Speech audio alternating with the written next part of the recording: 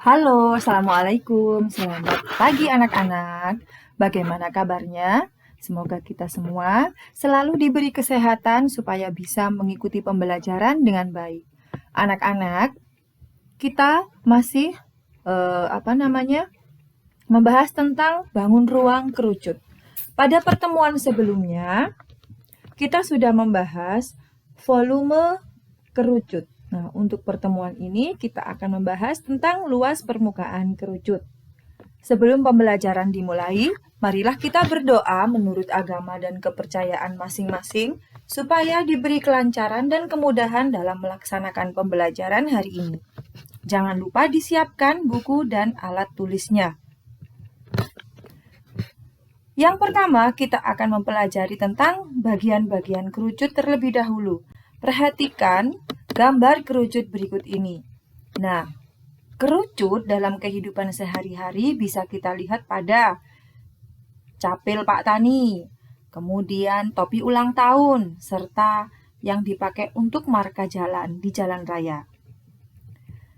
Nah, kerucut terdiri dari dua sisi. Yang pertama sisi alas, dan yang kedua sisi lengkung atau selimut kerucut. Jika kerucut tersebut dibelah menjadi dua, maka akan seperti ini anak-anak. Nah, bangun kerucut terdiri atas bangun datar lingkaran dan segitiga. Yang lingkaran bawah itu merupakan alas, kemudian yang segitiga merupakan selimut kerucut. Nah, gambar tersebut merupakan jaring-jaring kerucut. Perhatikan gambar berikut ini. Nah, garis dari titik pusat ke salah satu garis lengkung disebut jari-jari.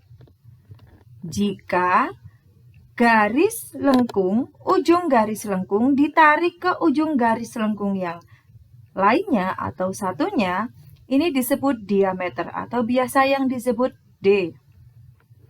Sisi miring pada kerucut, kanan ataupun sebelah kiri yang ada di gambar ini dinamakan garis lukis atau garis pelukis.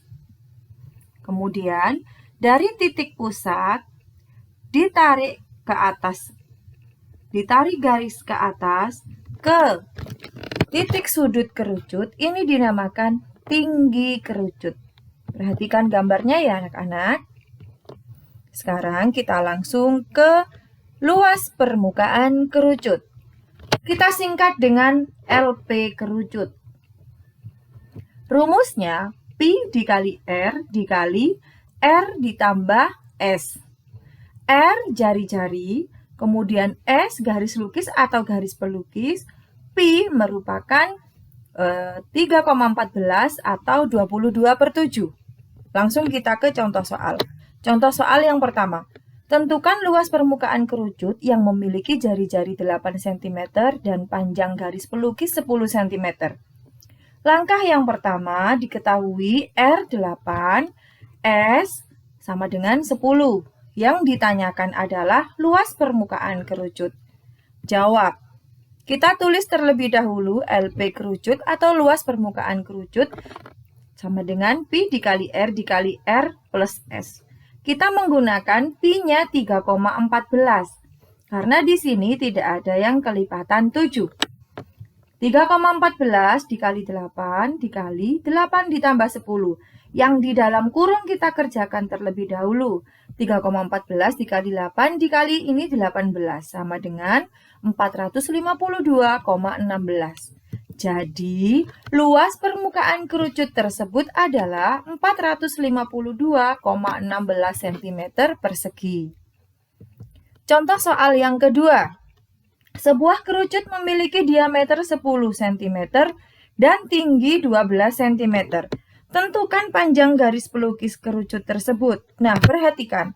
Garis lukis kerucut, nah, kalau ditarik akan membentuk sebuah segitiga siku-siku. T dari titik pusat ditarik ke atas ke titik sudut, kemudian R itu alasnya dan S. S itu apa? sisi miring dalam segitiga. Bisa dimengerti anak-anak? Oke, sekarang kita selesaikan. Diketahui D-nya 10, maka R-nya 5. Karena jari-jari adalah setengah dari diameter. Tinggi 12 cm. Yang ditanyakan adalah tinggi garis pelukis. Nah, seperti ini ilustrasinya. Tingginya 12, kemudian R-nya 5 cm. Atau kalau di dalam segitiga, R itu juga sebagai alas. Jawab. Nah, S atau sisi miring, rumusnya R kuadrat ditambah T kuadrat di akar. Nah, atau akar R kuadrat ditambah T kuadrat. Lalu kita masukkan R-nya di sini 5. 5 kuadrat ditambah T-nya 12. 12 kuadrat. Maka 5 pangkat 2, 25. 12 pangkat 2, 144. Dijumlah akar 169. Akar 169 adalah 13. Maka panjang garis pelukisnya adalah 13 cm. Nah, atau kalau dalam segitiga namanya apa anak-anak? Sisi miring. Sekarang kita lanjut ke contoh yang ketiga. Sebuah kerucut memiliki panjang garis pelukis 20 cm dan diameternya 24 cm. Hitung tinggi kerucut tersebut. Nah, sama seperti yang sudah diilustrasikan Bu Lulu tadi, jika ini digambar, nah, T itu sebagai tinggi, S sisi miring, R itu sebagai alas segitiga. Siku-siku. Nah, rumusnya bagaimana? Hampir sama seperti soal yang kedua. Kita tulis terlebih dahulu yang diketahui. Sisi sama dengan 20 cm. Sisi miring sama dengan 20 cm. Diameternya 24, maka jari-jarinya 12. Pi kita menggunakan 3,14. Yang ditanya adalah tinggi kerucut. Seperti ini ilustrasinya anak-anak ya. Nah, jika yang dicari itu adalah tinggi, maka sisi miring dikurangi alas. Akar sisi miring kuadrat dikurangi alas kuadrat atau A kuadrat. Jawab.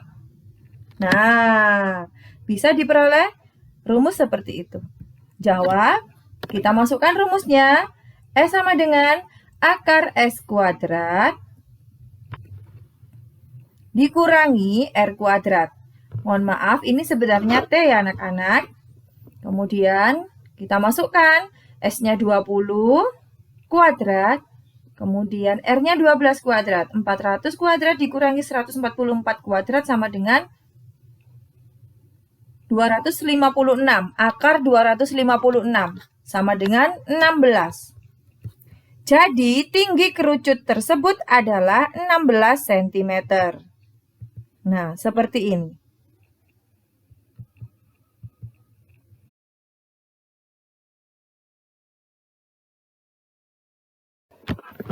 Anak-anak, Bu Lulu akan memberi sedikit tambahan tentang teorema Pitagoras. Nah, teorema Pitagoras ini nanti kalian jumpai pada pembelajaran-pembelajaran selanjutnya. Teorema Pitagoras ini khusus digunakan untuk bangun segitiga siku-siku. Mudah sekali anak-anak kuncinya. Jika yang dicari itu sisi miring, maka sisi miring di sini itu C, alasnya A, tingginya B. Jika yang dicari sisi miring, maka C kuadrat sama dengan akar A kuadrat ditambah akar B kuadrat. Jika yang dicari alas atau B atau tinggi, maka akar C kuadrat dikurangi A kuadrat atau akar C kuadrat dikurangi B kuadrat jika mencari A. Seperti ini anak-anak. Nah, ini mencari C. Tinggi, akar B kuadrat ditambah A kuadrat. Kemudian yang kedua, jika mencari A kuadrat sama dengan akar C kuadrat dikurangi B kuadrat. Dan jika mencari B kuadrat sama dengan akar C kuadrat dikurangi A kuadrat. Nah, ini teorema Pythagoras ini sangat berguna bagi kalian dalam mempelajari matematika di setiap jenjang SD, SMP, SMA.